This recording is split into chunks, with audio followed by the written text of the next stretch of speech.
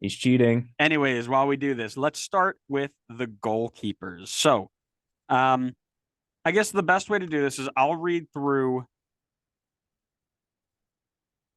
the players that we each drafted and highlight kind of the big hitter and the lowest hitter, I guess. How do you think we should do this? Maybe you can tell me. You've got an idea. Uh, yeah, why not? You can go. You could read through who we picked, and then you could mention who's the highest and who is the lowest. That way, we don't have to go fantasy points through every single player.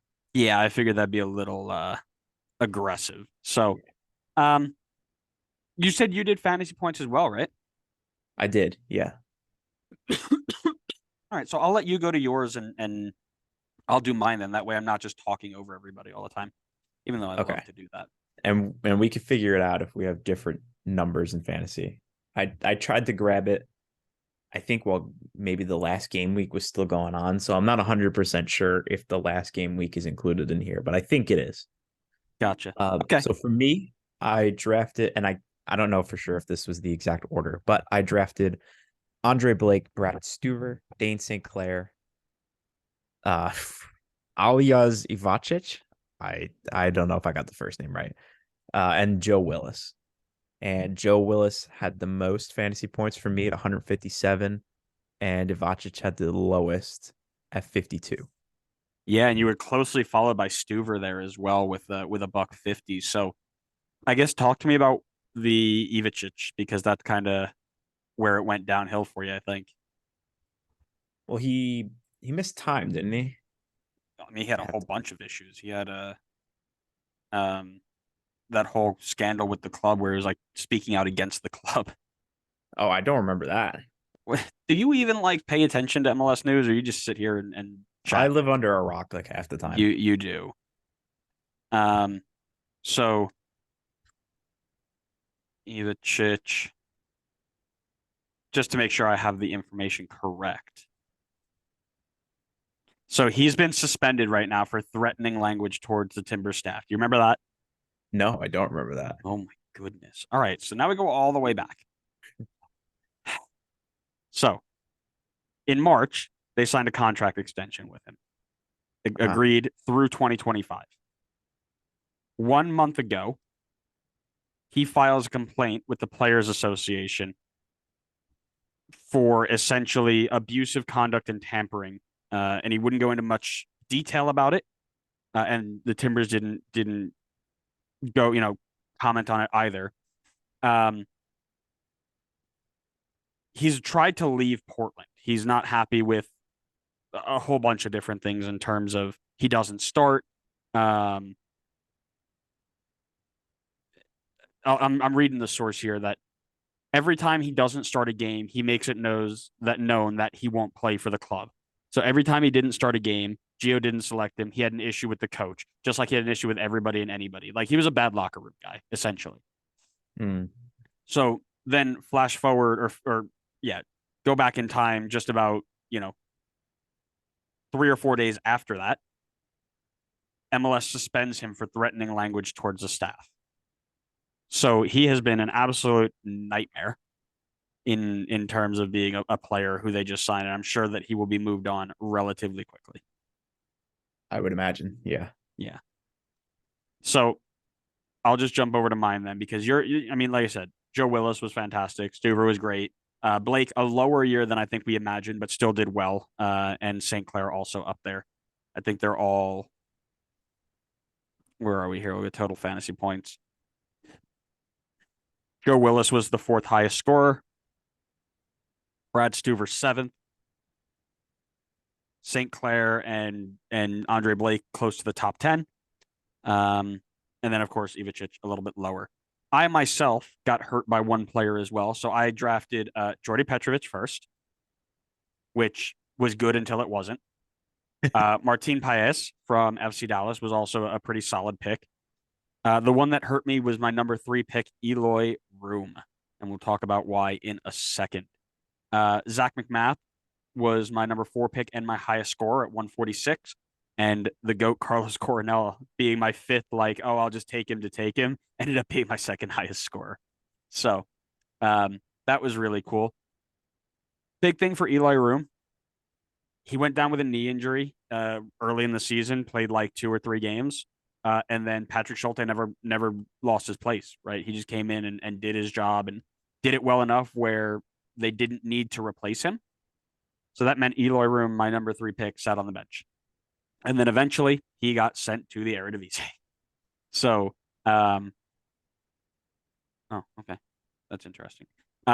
So yeah, that was my big pick. He only scored 14 points for me. Everybody else was above 120. Paez at 120, Petrovic at 125, Coronel at 135, and McMath at 146. Then we took it into averages. So your average for points for your players was 124, while mine was 108. So out of the goalkeeper spot, you are leading currently by quick maths is 26 points. Very nice. Do you Yeah. want to know ratings for who scored? Yeah, sure. Give it to me. So I'll kind of go on the same thing. I'm not going to read through everybody's, but the highest rated was Jordy Petrovic. He was the You're number 1 rated goalkeeper with a minimum of 15 appearances. Obviously, he didn't finish the season. He left midway. I think that hurt you. I think full season of Petrovic, you might have taken this. I agree.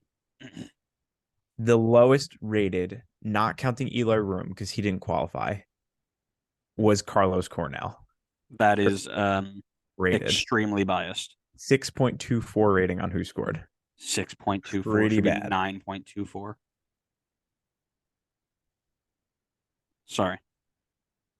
So that's your recap on ratings. Well, I appreciate the recap, even though it's wrong. So you had the top and the bottom. And that's why I think it's better to take a steady approach to it. Like, okay, this is, these guys are always, you're guaranteed to do well. No high flyers. But one thing I want to do was talk about players we missed, and a couple of crazy names pop out in the top 3.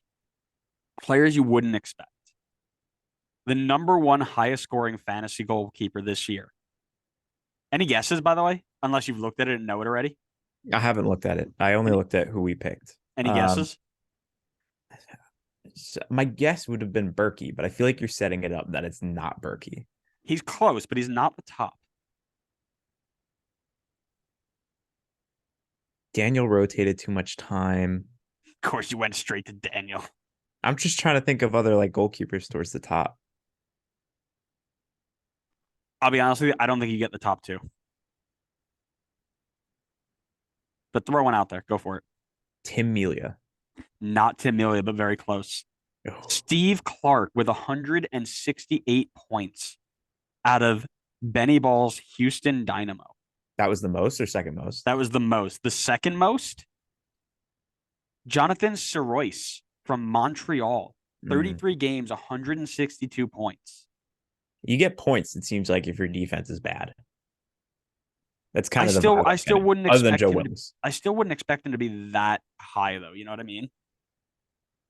Oh, you get more points the more saves you make. So there's definitely some factor in there. Like obviously Joe probably isn't facing as many shots as like Stuver or Clark, but he's like racking up the clean sheet points. So I guess there's some trade-off, but it seems like it's better if your goalkeeper's just making tons of saves, like regardless of if they're getting clean sheets. Yeah. So and this is all preparation for next year, isn't it? Yeah, honestly, I'm taking notes.